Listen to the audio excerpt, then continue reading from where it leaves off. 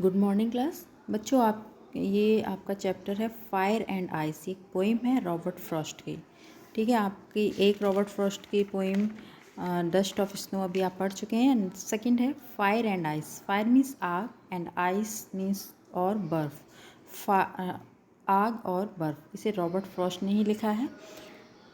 देखिए,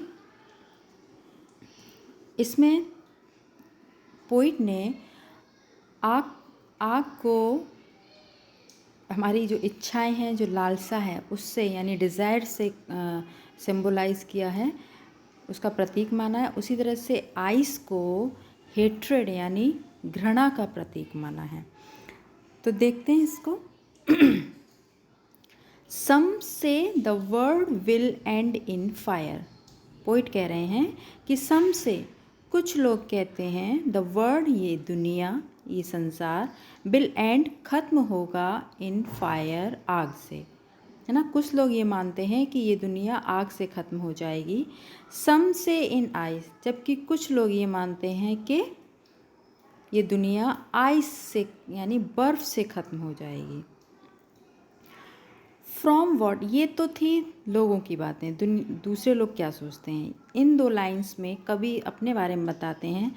from what, जहाँ तक, I have tested of desire, जहाँ तक मैंने इस डिज़ायर यानी इच्छा को, लालसा को टेस्ट किया है, इसका जिस तरह से स्वाद चखा है। स्वाद चखने का मतलब यहाँ पे क्या है, जितना मैंने इस इच्छा का अनुभव किया है, जितना मुझे महसूस किया है, तो आई होल्ड, मैं खड़ा रहूँगा, मैं खड़ा हूँ, विद दोज, उनके साथ, हु फेवर फायर, जिन्होंने, जो ये कहते हैं कि आग से दुनिया ख़त्म हो जाएगी।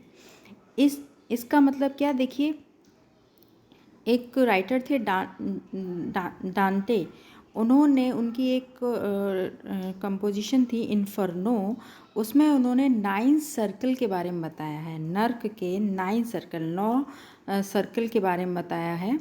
तो जिसकी ऐसा मानते थे कि जिसके जैसे कर्म होते हैं, उसको उसी सर्कल के, उसके लिए एक सर्कल निर्धारित किया गया है, एक रिंग निर्धारित की गई है। उस रिंग में जो भी सज़ा दी गई है वो उस व्यक्ति को दी जाएगी। ठीक है, तो यहाँ पर देखिए, इसमें ये बताया है कि ये फायर का मतलब यहाँ पे क्या है, डिज़ायर। तो कुछ लोग मानते हैं ये दुनिया कैसे ख़त्म होगी, आग से। आग से मतलब, आग का मतलब क्या है यहाँ पे, डिज़ायर से, इच्छा से। यानी इस संसार में लोगों की इच्छाएं इतनी ज़्यादा बढ़ गई हैं, इतनी असीमित हो गई हैं कि अपनी इच्छाओं को पूरा करने के लिए वो लोग किसी भी हद तक जा सकते हैं।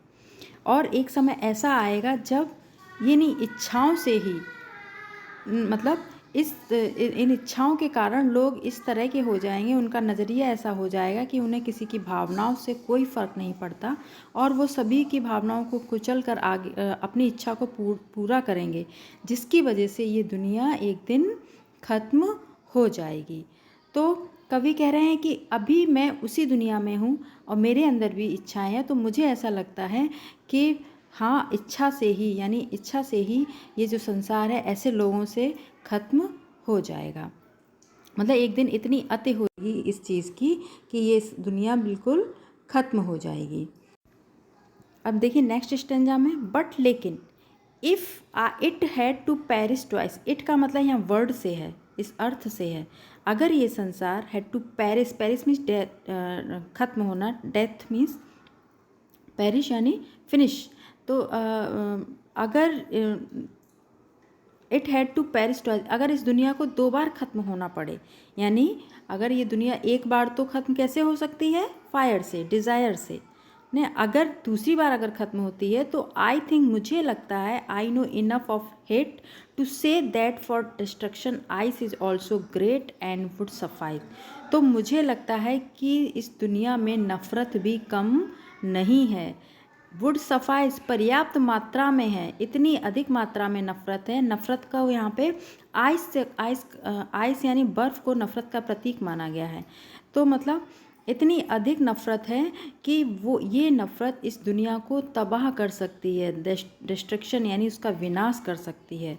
तो कवि क्या कह रहे हैं कि इस दुनिया के ख़त्म होने के दो कारण हो सकते हैं। एक कारण क्या हो सकता है, व्यक्ति की इच्छा, इंसान की इच्छा, लालसा, असीमित इच्छाएं, जिनकी वजह से वो कुछ भी करने को तैयार होगा, है ना। ऐसा करने पर भी ये संसार खत्म हो सकता है। दूसरी तरफ वो लोग हैं जो अपने अंदर बहुत अधिक नफ़रत रखते हैं सभी के लिए, और इतनी अधिक नफ़रत है कि उन्हें दूसरे की भावनाओं से, दूसरों की खुशी की कोई परवाह नहीं होती। वो दूसरे की भावनाओं की, संवेदनाओं के प्रति एकदम कोल्ड हैं। कोल्ड यानी ठंडे पड़ गए हैं, उन्हें किसी से कुछ सी बात का कोई प्रभाव नहीं होता। ऐसे लोगों से भी मतलब ऐसे लोग का मतलब इस तरह के लोगों के अंदर जो नफ़रत है, उस नफ़रत से दुनिया इतनी भरी पड़ी है, दुनिया के अंदर इतनी अधिक नफ़रत है कि ये नफ़रत भी, यानी ये आइस यानी बर्फ़ भी इस संसार विनाश करने में, इस संसार को ख़त्म कर सकती है। तो बात समझ आ रही है कि एक तो ये सब क्या है, देखिए बच्चे, एक कॉन्वर्सेशन था between the poet and his friend, है ना। उन्होंने एक बार पोइट ने अपने फ्रेंड से पूछा था, वो जो साइंटिस्ट थे, उसके जो फ्रेंड थे वो साइंटिस्ट थे, उन्होंने पूछा था कि मतलब तुम बताओ कि ये दुनिया कैसे ख़त्म होगी। तो उनके जो फ्रेंड थे उन्होंने कहा या तो ऐसा होगा कि एक कोई ज्वालामुखी फटेगा, मीन्स आग, यहाँ पे फायर से बताया उन्होंने कि एक ज्वालामुखी फटेगा और उस आग में सब कुछ भस्म हो जाएगा, पूरी दुनिया ये जल जाएगी और ख़त्म हो जाएगी।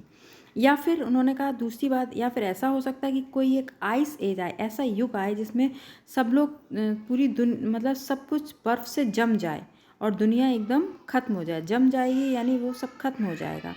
तो इस तरह से उन्होंने दो एस्पेक्ट रखे उन्होंने अपने दो अनुभव बताया कि या तो आग से ख़त्म हो जाएगी या बर्फ़ से ख़त्म हो जाएगी। तो उसी को, उनकी बातों को पोइट ने, रॉबर्ट फ्रॉस्ट ने अपनी पोइम में ढाला।